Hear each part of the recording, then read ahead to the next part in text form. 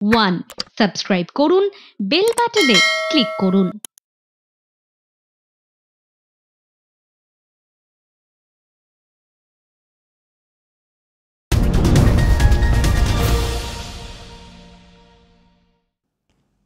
লোকসভায় টার্গেট ছিল ৩৫ আসনের, সংখ্যাটা ১৮ থেকে ১২তে এসে নেমেছে। সম্প্রতি বাংলায় ৪ কেন্দ্রে উপনির্বাচন, সেখানেও ৩টি কেন্দ্র বিগত ২১-এর বিধানসভায় যে কটি আসন বিজেপির নিজের হাতে ছিল সে কটিও হাতছাড়া হয়েছে এবং ৪ কেন্দ্রেই ভরাডুবি হয়েছে বিজেপির। কিন্তু যে প্রশ্নটা আমাদের সকলের মনেই উঠে আসছে, বিজেপির এহেন ফলাফলের কারণ কি? শুধুই কি সাংগঠনিক দুর্বলতা না, নাকি তার পেছনে রয়েছে আরো বড় কোনো ইস্যু? কি বলছেন বিজেপির যারা শীর্ষস্তরের নেতা, অর্থাৎ রাজ্য স্তরের নেতাদের কথাই বলছি, তারা কি ভাবছেন? শুভেন্দু অধিকারীর একমত, সুকান্ত মজুমদারের একমত, অর্থাৎ একদিকে বিরোধী দলনেতা, অন্যদিকে রাজ্য বিজেপির সভাপতি। এই যে দ্বৈরথ, এই টানাপোড়েনের মধ্যে কর্মীরা কি ভাবছেন? কর্মীদের কাছে, সংগঠনের কাছে কি বার্তা পৌঁছচ্ছে? সবকিছু নিয়ে আলোচনা করব ক্রসকিউর আরো একটি পর্বে। আপনাদেরকে স্বাগত, আমি সৈকত রয়েছে আপনাদের সঙ্গে। এবং আজকে যে প্রশ্নগুলো শুরুতেই আপনাদেরকে বললাম, সেই প্রশ্নের উত্তর দেবেন বিজেপি মুখপাত্র আলী হোসেন। প্রথমবার ক্রসকিউর পর্বে আমাদের রাজনৈতিক মঞ্চে আলিদাকে স্বাগত, ওয়ান নিউজ বাংলায় ওয়ানে স্বাগত। এবং তার সঙ্গে রয়েছে আমার সিনিয়র প্রডিউসার অতনু চক্রবর্তী এবং আমার সহ সঞ্চালক মৌনশ্রী। একেবারেই আমরা দেখলাম বুধবারের বৈঠক থেকে বিরোধী দলনেতা শুভেন্দু অধিকারী বলছেন, আমি বিরোধী দলনেতা, সংগঠনের কেউ নেই। কিন্তু এইভাবে কি ভোটের ভরাডুবির দায় ঝেড়ে ফেলা সম্ভব? মাননীয় শুভেন্দু অধিকারী আমাদের বিরোধী দলনেতা, উনি কালকে একটা বক্তব্য রেখেছেন। সেই বক্তব্যের পরিপ্রেক্ষিতে আমাদের সংগঠন ভারতীয় জনতা পার্টির পশ্চিমবঙ্গ রাজ্য ইউনিট ওনার প্রস্তাব পার্টি আলোচনা করবে। বারংবার সংগঠনকে দোষারোপ করা হচ্ছে, কিন্তু কোথাও গিয়ে কি এটা বলা যায় যে শীর্ষ নেতারা সংগঠনের কাছে পৌঁছাতে পারছেন বা ব্যর্থ হচ্ছেন? না, উনি আমাদের কোর কমিটির মেম্বার। বিজেপির যে নির্বাচন পরিচালনার জন্য যে কোর কমিটি তৈরি করা হয়েছিল, সেই কোর কমিটির অন্যতম একজন সদস্য বিরোধী দলনেতা হিসাবে। এটা সাংগঠনিক পথ। মাননীয় রাজ্য সভাপতি সুকান্ত মজুমদার মহাশয় পরিষ্কার করে বলেছেন, সাংগঠনিক পদের সঙ্গে উনি আছেনই। তাহলে সেই জায়গায় দাঁড়িয়ে প্রধানমন্ত্রী নরেন্দ্র মোদীর যে স্লোগান, বা বলা যেতে পারে বিজেপির যে স্লোগান, মোদীজির ওপর ভরসা করে সবকা সাথ সবকা বিকাশ, তা সরিয়ে কি জো হামারি সাথ হাম উনকা সাথ, এই তত্ত্বে কি ভরসা করবে বঙ্গ বিজেপি নেতৃত্ব? বললাম তো ভারতীয় জনতা পার্টির উনি একজন প্রস্তাবক হিসাবে এই প্রস্তাবটা রেখেছেন। কিন্তু বিজেপি একটা সর্বভারতীয় দল, রাজ্যের একটা ইউনিট মাত্র। এরকম প্রস্তাব আরও অন্য জেলা থেকে, অন্য রাজ্য থেকে যেতেই পারে। অর্জুন সিং থেকে সৌমিত্র খা, অর্থাৎ অর্জুন সিং এবার তিনি হেরে গিয়েছেন, বিজেপির টিকিটে লড়েছিলেন, তৃণমূল থেকে আবারও ফেরার পর সৌমিত্র খা জিতেছেন বিষ্ণুপুর থেকে। তাদের প্রত্যেকের মুখেই কিন্তু এক কথা, সাংগঠনিক দুর্বলতা রয়েছে। মাঠে খেলতে নেমে মাঠে যদি সক্রিয় প্লেয়াররা না থাকে তাহলে খেলবো কি করে? দেখুন, সাংগঠনিক দুর্বলতা 40% প্রায় কাছাকাছি ভোট পেয়েছি। এটা সাংগঠনিক দুর্বলতা ওনারা যেটা বলছেন, ওনাদের অ্যাঙ্গেলে কি আছে বিষয়ে বলতে পারবো না। তবে আমাদের দল 40% ভোট পেয়েছে, এটা কম কথা নয়। নতুন করে 5 লক্ষ ভোট আমরা বেশি পেয়েছি গতবারের থেকে। 2,33,000 ভোট পেয়েছি আমরা। গতবারে পেয়েছিলাম 2,28,00,000। এবার 1% ভোট আমরা বেশি পেয়েছি। শুভেন্দু অধিকারী যে কথা বলছেন বা সুকান্ত মজুমদার যে কথা বলছেন, সেই জায়গায় দাঁড়িয়ে একজন সাধারণ বিজেপি কর্মী হিসেবে আপনার কি মনে হয় সংখ্যালঘু ভোটটা সত্যিই বিজেপির কাছে বাংলায় অন্ততপক্ষে বিরাট বড় একটা ফ্যাক্টর হয়ে উঠছে? আমরা ফ্যাক্টরের কথা বলছি না, আমরা যেটা বলতে চাচ্ছি যে সংখ্যালঘু ভাইরা, রাষ্ট্রবাদী যারা মুসলিম, যারা দেশপ্রেমী মুসলিম, যারা বিজেপির সঙ্গে যুক্ত রয়েছেন, বিজেপির সমর্থক, নরেন্দ্র মোদীর সবকা সাথ সবকা বিকাশের পক্ষে যারা রয়েছেন, তারা এবারও বিজেপিকে ভোট দিয়েছেন। নিশ্চিত আপনারা সাংবাদিক আছেন, আপনারা একটু সার্ভে করে দেখুন গ্রামাঞ্চলে আমার মুসলিম ভাইরা জাতীয়তাবাদী, তারা ভোটটা দিয়েছে, কিন্তু সংখ্যাটা খুব কম।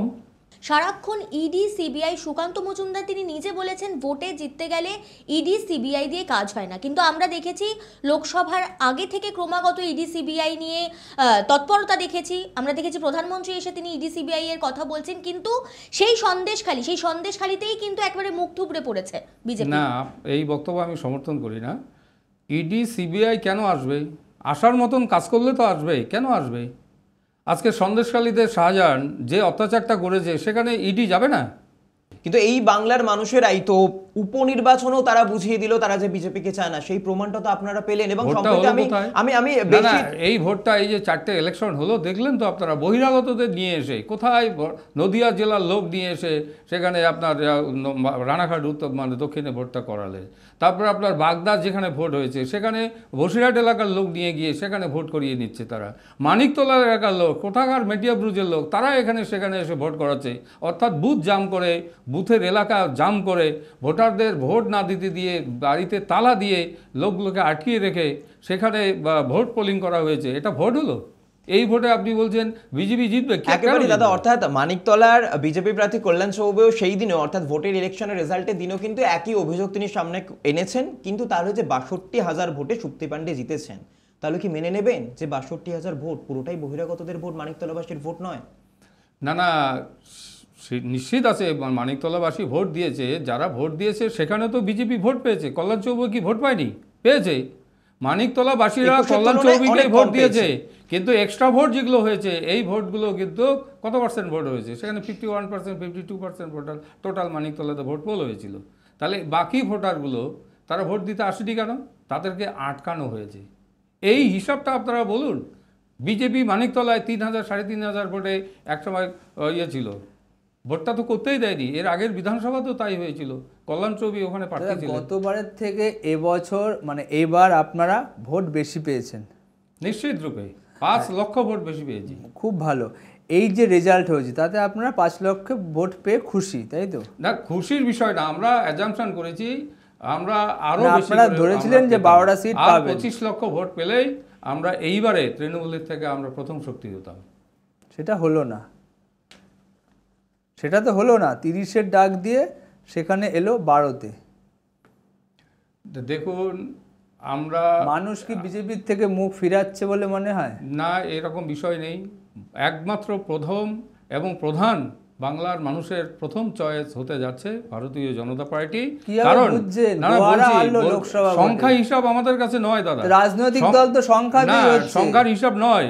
এখানে মানুষের ভাবাবেগ, মানুষের চয়েসের বিষয়টা আছে। কারণ যে জায়গাগুলোতে আপনারা বললেন যে 18 থেকে 12 হয়েছে, কেন 18 থেকে 12 হওয়ার কারণও রয়েছে। আমরা সেই কারণগুলো পর্যালোচনা করে আমরা আপনাদের সামনে তুলে ধরবো কোন কোন বিষয়ে আমরা 18 থেকে 12 হলাম। সেটা মিডিয়ার সামনে নয়। সেই নির্বাচন করাও কি কোথাও ভুল ছিল বিজেপির? মোটেই না, প্রার্থী যথাযথ হয়েছে। তাহলে মেদিনীপুর, না, বাঁকুড়া যেগুলো একেবারে জেতা সিট, হুগলি, সেগুলো তো হারতে হলো, নতুন ক্যান্ডিডেট এসে দেখিয়ে দিল। না, ওটা হয়নি। ওই রকম পার্টি ঠিক বিচার বিশ্লেষণ করে যোগ্য প্রার্থীকে দাঁড় করানো হয়েছে সঠিক স্থানে। দিলীপ ঘোষ, সেই কারণে দিলীপ ঘোষ কেন, আরও এস আলিওয়ালিয়া থেকে শুরু করে তারপরে দেবশ্রী চৌধুরী পর্যন্ত ঠিকই আছে। বিজেপি সর্বভারতীয় নেতৃত্ব এদেরকে সেই আসনে দাঁড় করিয়েছে এবং একইভাবে যে 42টা আসনে প্রার্থী হয়েছে যথাযথ প্রার্থী। দাদা, আমরা কদিন আগে রাজ্য সম্মেলন যে হলো সেখানে দেখলাম দিলীপ ঘোষকে, আপনি দেখেছেন? দিলীপ ঘোষকে দেখলাম। দিলীপ ঘোষ কি মৌন ঘোষ? দেখুন, দিলীপ ঘোষ মৌন ঘোষের বিষয় নয়। একদিনের আমাদের একটা প্রোগ্রাম হলো, এই একদিনের প্রোগ্রামে বিভিন্ন বিষয় নিয়ে আলোচনা হয়েছে। আমরা দেখেছি প্রাক্তন রাজ্য সভাপতিদের এই মিটিংটায় তাদেরকে রাখা হয়নি, মানে বক্তব্য রাখতে দেয়া হয়নি। এটা তো অভিযোগের বিষয় নয়, এটা বিরোধী দলনেতা বলেছে, আমাদের শুভেন্দুবাবু বলেছে, সুকান্তবাবু বলেছে, আমাদের সংগঠন মন্ত্রী বলেছেন, আমাদের মনোহরলাল ভট্টাচার্য এরা বলেছেন। এখানে মৌন ঘোষের বিষয় নেই। আমি একটা দিন ছেড়ে দিলাম, লাস্ট 7 দিনে ওনার কোনো স্পিচ আপনি পেয়েছেন? ওনাকে কি চুপ করিয়ে দেওয়া হলো? মোটেই না, সেটা ওনাকে জিজ্ঞেস করুন, আমাদের বিষয় নেই, দলের বিষয় নেই। আমরা তো মনে করছি দিলীপবাবু আমাদের দলের সঙ্গে শুধু নিবিড়ভাবে সম্পর্কিত। বিজেপি কর্মীরা চাইছে দলের সভাপতি দিলীপ ঘোষ হলেই ভালো হয়। দল পর্যালোচনা করে আমাদের, যেহেতু বললাম যে রাজ্য সভাপতি আমাদের মাননীয় সুকান্ত মজুমদার সাহেব আছেন, উনি মন্ত্রী হয়েছেন, হয়তো সংগঠন বিবেচনা করে হয়তো নতুন সভাপতি নিয়োগ করবেন। আমরা যথাযথভাবে দিল্লির থেকে সেই সূচনা পাবো কে হবেন রাজ্য সভাপতি। একদিকে যখন সল্টলেকে, অর্থাৎ আমরা যদি সায়েন্স সিটিতে তাকাই, আপনাদের যে আমরা রাজ্য সম্মেলনের কথা বলছিলাম, সেদিকে যখন আপনারা প্রত্যেকে কর্মীরা এবং নেতৃত্ববৃন্দরা মিটিংয়ে ব্যস্ত, আপনি হয়তো মুরলীধর সেন কলকাতা, উত্তর কলকাতা, সেই ছবিটাও নিশ্চয় আপনার সামনে এসেছিল যখন বিজেপি বাঁচাও কমিটি, যারা আদি বিজেপি বলে নিজেদের দাবি করছিলেন, তারা আন্দোলন করছিলেন, বলেছেন নিচুতলার কর্মীদের আওয়াজ রাজ্য স্তরে যারা শীর্ষ নেতা তারা শুনতে পাচ্ছে। দেখুন, আদি বিজেপি বলে কিছু নেই, আর মানে বর্তমান বিজেপি বলেও কিছু নেই। বিজেপি এখানে ওরা যারা আন্দোলন করার নাম করে ঢং করছিল, ওটা আসলে ঢং। হ্যাঁ, সেটা আমরা ওই বিচ্ছিন্ন আন্দোলনটাকে কখনো তারা বিজেপি সমর্থক বা বিজেপি কর্মী সেটা মানছেন তো? সেটা মানব কি করে? কারণ তারা যে পদ্ধতিতে পার্টির শৃঙ্খলা বিরোধী আচরণের মাধ্যমে যদি কোনো কর্মসূচি গ্রহণ করে, পার্টি গ্রহণ করবে কি করে তাদের আন্দোলন? একেবারে আমরা এই আলোচনায় থাকবো। অর্থাৎ একদিকে তো অবশ্যই লোকসভা ভোট এবং বিধানসভা উপনির্বাচনে ভরাডুবি বিজেপির, কিন্তু মনে রাখতে হবে আগামীকাল কিন্তু 21শে জুলাই, বিজেপিও কিন্তু পদক্ষেপ নিয়েছে 21শে জুলাইয়ের পাল্টা। এই সমস্ত আলোচনা নিয়ে ফিরছি, তবে সময় এই মুহূর্তে একটা ছোট্ট বিরতির। আপনারা সঙ্গে থাকবেন প্লিজ, ফিরছে বিরতির পর।